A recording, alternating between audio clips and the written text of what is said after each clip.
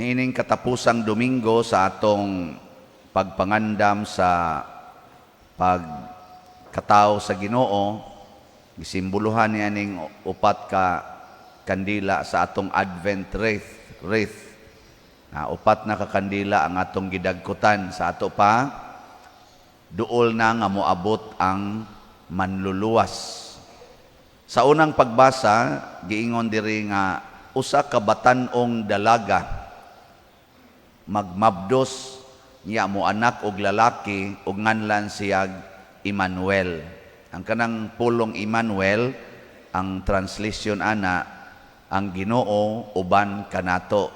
God is with us. Nya diri sad sa atong ebanghelyo niingon sad ang anghel ngadto ni Jose, pangasawa si Maria, ayaw kahadlok kay nagmabdo siya og batang lalaki nga wa siya hilabtig laki.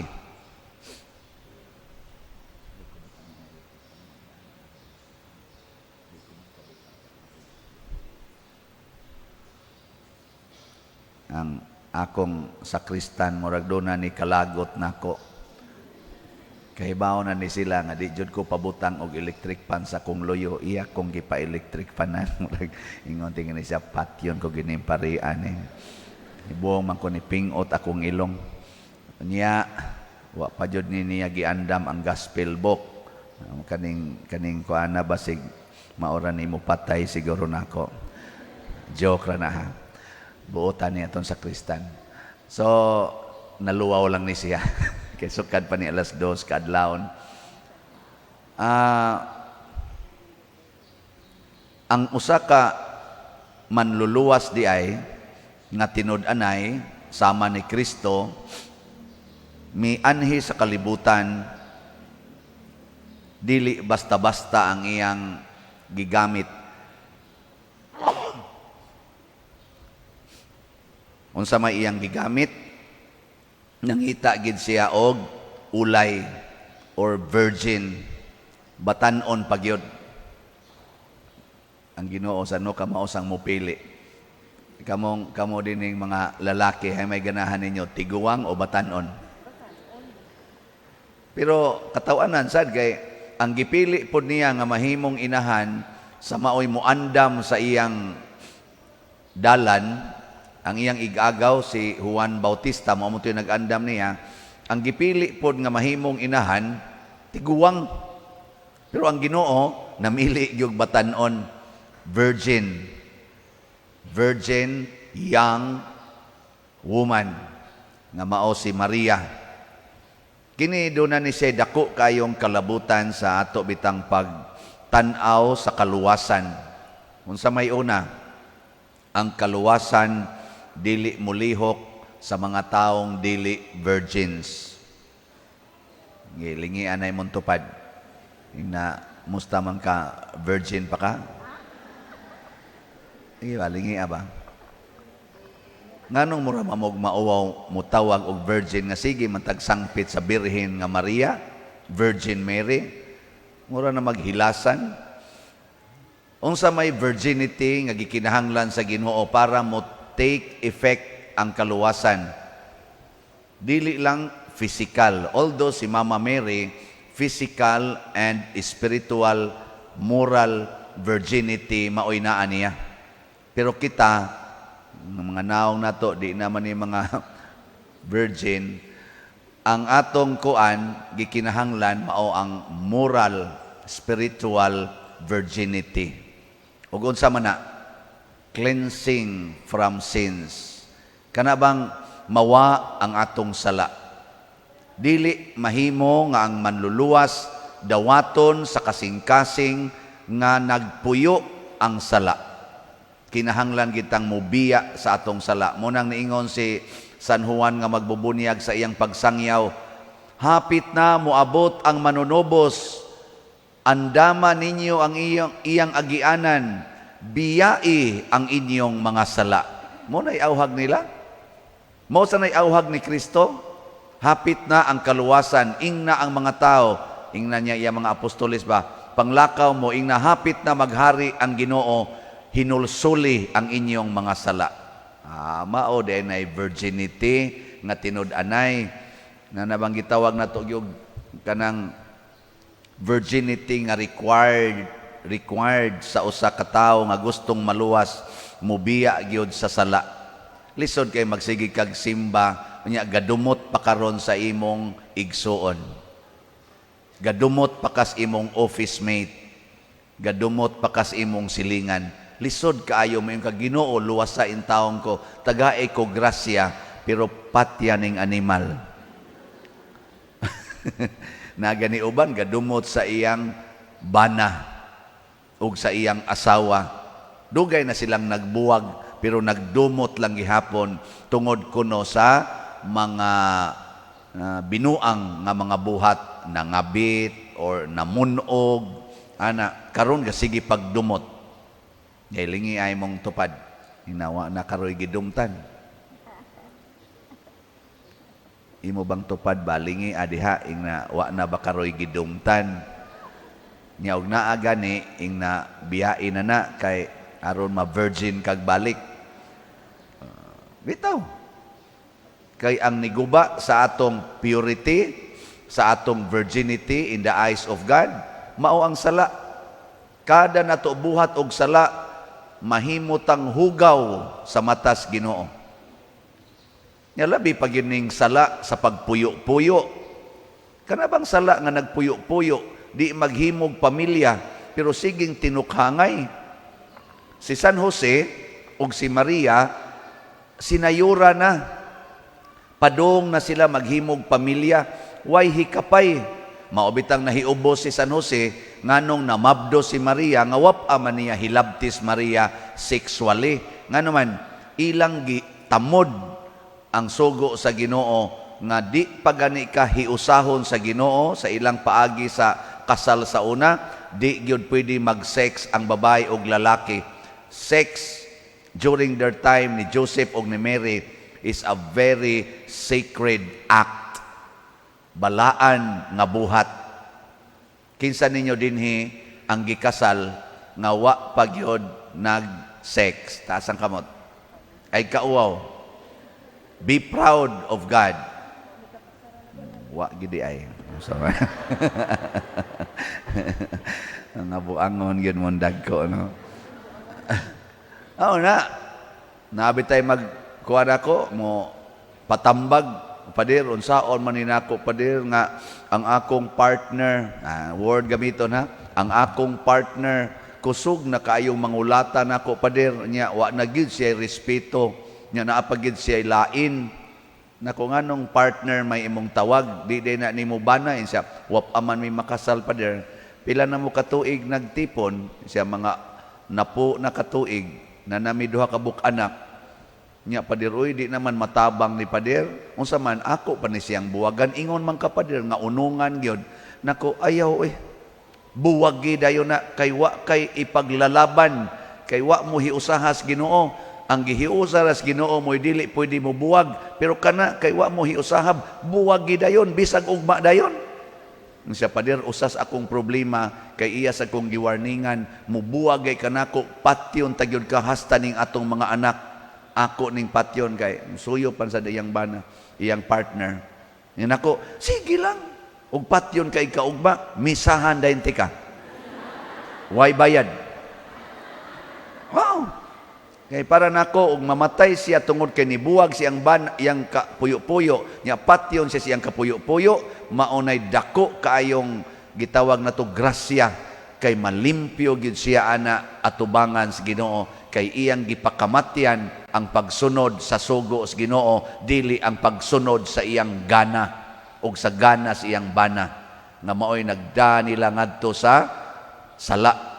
Kay kana man gong sala mga igsoon, hugaw ang atong tawag anak, kahugawan, stained, masa niya na, defilement, lapok.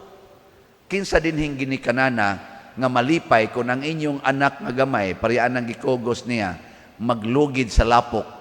Iniglunang-lunang sa lapok, kay kinaiya maginas bata ka na bang muratag mulunang sa lapok. Kinsa dinhing ginikanana nga malipay, hala ni lunang sa lapok, very good, very nice. Kinsa? Wa no? tabangon gid na nimo bisag mo sugot nag sa dili mo ngardi buang ka ngano maglungin ka ng lapok. Moana jud kano? Kay lapok ko na. Pero nganong musugot man mo nga magsigi mog puyo-puyo, sige mog tinukhangay nga lapok man na. Muna kamo karong way kasal, inigduol sa imong partner nimo, inapahawa diha lapok. Nya mingon sa na imong bana, nindot baya sa nang maglapok-lapok taday. Nya mingon sa den ka, last na lang ha. Buangon ka. Ayaw yun, hunong yun. Pakasal dayon. Kay ang sakramento, kaning 7 sacraments, mao ni ang mulimpyo nato, mao ni ang gi-institute ni Kristo, gitukod ni Kristo to cleanse us from the stain of sins. Na ayaw dugay-dugaya. Muna si Jose, ni aksyon siya kasa. Si San Jose ba? Nagduda man si Maria, nga nahilabtan og laing laki, nga nagbudhi niya si Maria, niya buutan kay siya. Mao tong nagplano siya nga mubiya. Iyang biyaan si Maria. Pero unsa may giingon sa anghel, Jose ayaw kahadlok pagpangasawa ni Maria. Putli siya, ulay siya. Mao to si San Jose kay virgin man sa iyang mind, virgin iyang heart, why stain of sin, dali kay niyang nasabtan nga sundo nako ang Ginoo, bahalag dili kay ko kasabot nganong naingon ani. Nisunod siya sa Ginoo. Iyang gipangasawa si Maria, mao na ang ginikanan ni Hesus, pulos gud to virgins. Virgin Mary, chaste Joseph, or virgin sad nga Joseph. Unsa may timailhan kon virgin ang tao, kusog ay mosunod sa Ginoo. Unsa timailhan sa mga taong di na virgin, masinupakon. Lingay mong tupad. Na di ka magsupak-supak sa Ginoo. Kanami. Natanawa, bisan gani ako'y nagsugo ninyo, di mo sunod. Klaro kayo, kinsay di na virgin. Sige, tagaan ta mong second chance. Basig nakalitan lang mo. Lingay mong tupad, na di ka magsupak-supak sa Ginoo. Pananglitan, niingon ron ang Ginoo, palit na mog slat. Tulor man ni kaklase atong auduhan man ni kaklase atong slat na ay dopes na asay ikhak. Kisa man ninyo din ang ganahan jud kay mopalit kada bisag kada lang semana ba nga kanang excited yung mopalit. Kinsa man ta sa kabot. Pwede na mo mamatay.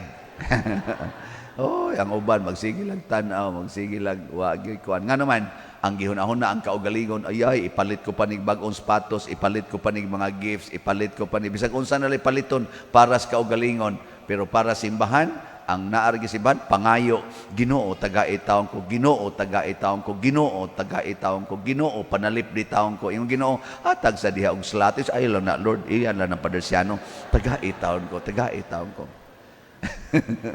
Pero pasalamat lang gyapon ko kay sa atong ikhak edad ko halad alang sa kabos, tag 100 raman na per slot, kay ato nang ipalit og tag 5 kilo packed rice, atong ihatag sa labing minos, mga 3,000 ka mga pobreng pamilya dinis atong parokya, karong mga 26 or 27 siguro sa December. Gahapon, lipay kay ko kay naay ni hatag og 50 kasakong bugas. Pakpak. Naray na tumpi dia skilid.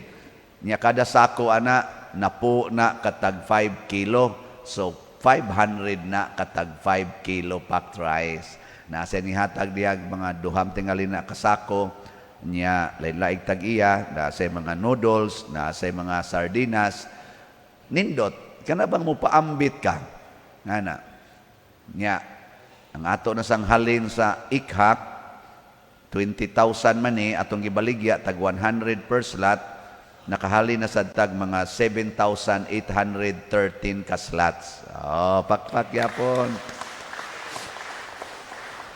Nya niingon man kuno nga ang target nato makaabot tag 15,000 ang atong halin sa dopes para makasugod na tagtukod sa atong kumbinto. So as of yesterday, ang atong halin 15,005 slots. Oh, so baka. Wana. Og di lang kita ani mga matay, murag sa Enero, maka sugod na kita diha og kuan, mobilize sa ato niyang pagtukod sa kumbinto. Nya padayon mong palit kay naapay mga 40,000 ka slots sa DOPS. Mo man ay ato yung gastohonon tingali para matukod ang atong magpahimo pa day kog tarpaulin wa man day ko kasultin. Nakakita na mo sa design sa ato diyang kumbinto no. 3-story with roof deck. Mo na ato diyang design. So inaot unta mahimo ni natong tanan. Unsa may requirements? Pasudlo nato ang Ginoo, pahario nato ang Ginoo kay siya hari sa himaya. Matud pastubag nato sa Salmo, maghimaya gid ta, maglipay ta basta musod ang Ginoo. Pero ang first requirement, kinahanglang mahimo tang virgins. So dihas pamilya, paningkamot mo, bana og asawa og mga anak nga ma-restore ang spiritual, moral, and even physical virginity. Ako, proud gyud ko sa akong mamag papa. Hinon, wa man sad nako check up pa, pero ningon gyud to sila. First nila nga nagtupad silang higda paghuman gyud kasal 1960, May 1960. Ana, nya pagka January 1961 nataw din among kamagwangan nga babay. Pagka February 1962 nataw ang akong maguwang laki. Pagka November 24, 1963, nataw ning nagwali. Ano? Paspas kay gipaspasan kay nga naman pinugnan man to, pusot-pusot yun. Pero si Papa mas grabe tong iyang gisulti. Ingon na siya, sunda ko ninyo ha, makauyab mo kay upat na may kabuklaki. Ingon na siya, ako nakakupot ko kamot sa inyong mama. 13 mikatuig nag-uyab. First na kong kupot sa kamot sa inyong mama, didto pagmisa sa simbahan, pagkasal namo, pag-ingos pari, pag ginunitay mo sa inyong tuong kamot. Muna kamo, makauyab gay mo, ay gimog kupot-kupot anang babay, kay mo kurinti na, makasaha unya mo. Mo tong pagpanguyab na nakog sugod, 15 years old ko, di jud ko mo kupot. Anak ko, pero nindot ko, ikupot, di jud ko. Pero pag college na, nakauyab na sa ko pag college na, ingon ko, Lord, pasaylo ako, mukupot ko gamay. Ato na, kupot-kupot sa ko gamay. Layog-layog sa panagsa. Pero kutob ra ko diha, wadyo ko mubuhat sa inyong naandang gibuhat. Nindog na ta.